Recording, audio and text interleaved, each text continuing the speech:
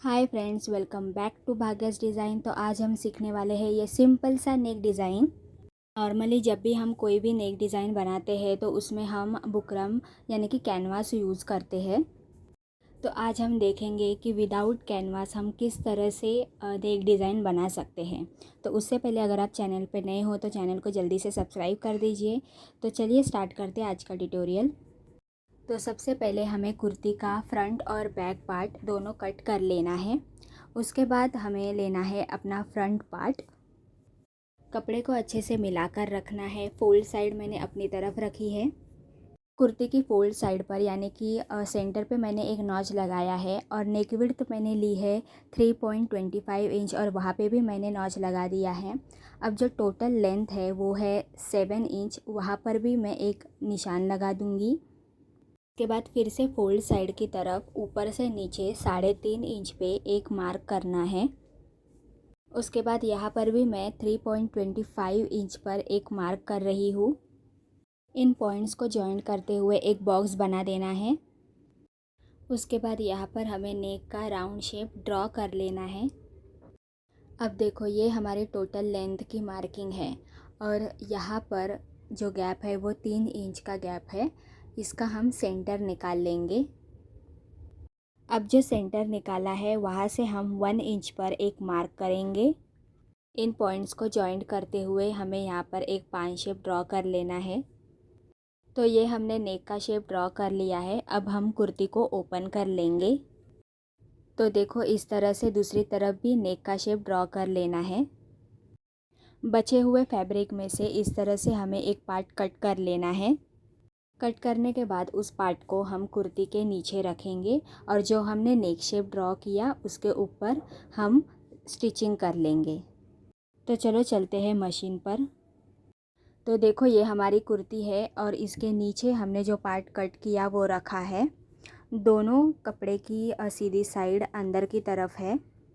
जो बिगिनर्स हैं उनको इन दोनों पार्ट्स को अच्छे से पिन अप कर लेना है। बिकॉज़ ये जो फैब्रिक है वो सिल्क फैब्रिक है और जब भी आप इस फैब्रिक को स्टिच करोगे तो कपड़ा यहाँ वहाँ सरकेगा। तो बेटर है आप पहले से ही इसको पिन अप कर लो। दोनों पार्ट्स को अच्छे से पिन अप करने के बाद ये जो हमने नेक की मार्किंग की है वहाँ पर हमें स्टिचिंग करना है। सबसे पहले ये जो राउंड शेप है वहाँ पे स्टिचिंग करते हुए हमें मिडल में आना है। मिडल में आने के बाद मशीन को यहाँ पर रोक देना है और फिर इस तरह से हमें कुर्ती को घुमाना है और ये जो पान शेप है उस पर हमें स्टिचिंग करना है। इस तरह से पूरे नेक पर हमें स्टिचिंग कर लेना है। इस तरह से पूरे नेक पर हमने स्टिचिंग कर ली है। अब जो पिन लगाए थे उसको हम निकाल देंगे। उसके बाद 1/2 इंच का मार्जिन रखते हुए नेक को कट करना है। सबसे पहले हम राउंड नेक कट कर लेंगे। उसके बाद जो पान शेप है उसमें भी हम 1/2 इंच का मार्जिन रखते हुए उस शेप को कट कर लेंगे।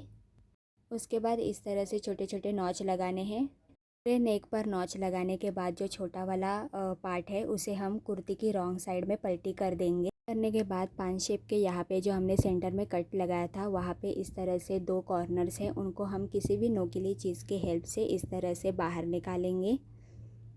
उसके बाद पूरे नेक पर हमें किनारे किनारे पर स्टिचिंग कर लेना है।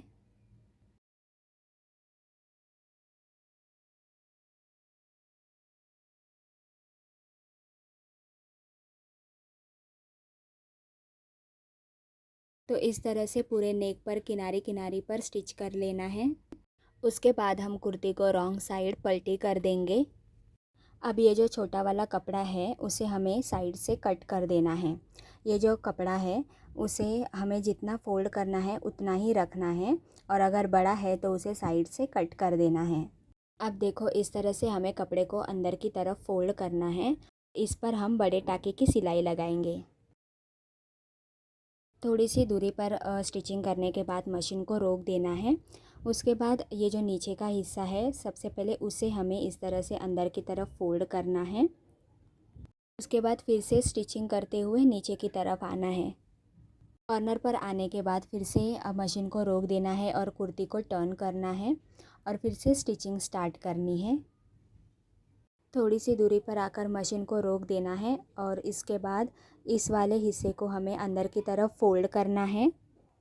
फिर से स्टिचिंग करते हुए कॉर्नर तक आना है। कॉर्नर पे आने के बाद फिर से मशीन को रोक देना है और कुर्ती को टर्न करना है। टर्न करने के बाद फिर से स्टिचिंग करते हुए हमें ऊपर तक आना है। तो देखो इस तरह से हमने बड़े टाके की सिलाई लगा दी है। उसके बाद हमें एक छोटी पट्टी कट करनी है और उसकी विड्थ हमें 1.25 इंच तक रखनी है। पट्टी को इस तरह से दोनों तरफ से फ़ोल्ड करना है और फिर से एक बार फ़ोल्ड करना है और उसके ऊपर हमें स्टिचिंग लगानी है। पट्टी रेडी करने के बाद इस तरह से उसको क्रॉस में रखना है और फिर कुर्ती के लेफ़्ट वाले हिस्से पर हम उसको स्टिच कर लेंगे। तो देखो इस तरह से रख कर हमें यहाँ पर स्टिच कर लेना है। उसके बाद इस तरह का बटन हमें लेना है और उसे यहाँ पे स्टिच कर लेना है। सुई में हमें डबल धागा डालना है और यहाँ पे बटन को स्टिच कर लेना है। तो इस तरह से हमने बटन को स्टिच कर लिया है। अब ये जो लूप हमने बनाया, इसके ये जो अंदर का पार्ट है, एक्स्ट्रा पार्ट, उसे हम कट कर देंगे। उसके बाद बटन को उस लूप के अंदर हमें डाल देना है। तो देखो इस तरह से हमने नेक बना दिया है। कुर्ती की रॉन्ग साइड पर हमने 5 नंबर की सिलाई लगाई थी, तो वहाँ पर हमें सबसे पहले हेमिंग कर लेना है। तो यहाँ पर मैंने पूरे नेक पर ऑलरेडी हेमिंग कर दिया है। हेमिंग करने के बाद जो बड़े टाके की सिलाई है उसे हम निकाल देंगे। बड़े टाके की सिलाई हम इसलिए लगाते हैं क्योंकि इसे निकालने में आसानी हो, क्योंकि अगर हम छोटे टाके की सिलाई नॉर्मल स्टिचिंग हम अगर यहाँ पर करते तो जब हम सिलाई निकालते हैं तो बहुत प्रॉब्लम होती है, उससे शायद कपड़ा फट भी सकता है। तो फाइनली हमारा नेक कंप्लीट हो गया है। आप देख सकते हो इसकी फिनिशिंग। बहुत ही सिंपल और इजी नेक डिज़ाइन है ये। जो भी बिगिनर्स है वो भी इसे बड़े आसानी से बना सकते हैं। हमने इसमें बिल्कुल भी कैनवास यूज़ नहीं किया है। आई होप आपको समझ में आया होगा कि विदाउट कैनवास किस तरह से नेक डिज़ाइन बनाया जाता है। तो फ्रेंड्स, कैसा लगा आपको आज का ये ट्यूटोरियल, कमेंट में मुझे ज़रूर बताइए। आज का वीडियो आपको अच्छा लगा हो तो वीडियो को लाइक करिए, शेयर करिए और चैनल को सब्सक्राइब कर दीजिए। मिलते हैं नेक्स्ट वीक, तब तक के लिए बाय।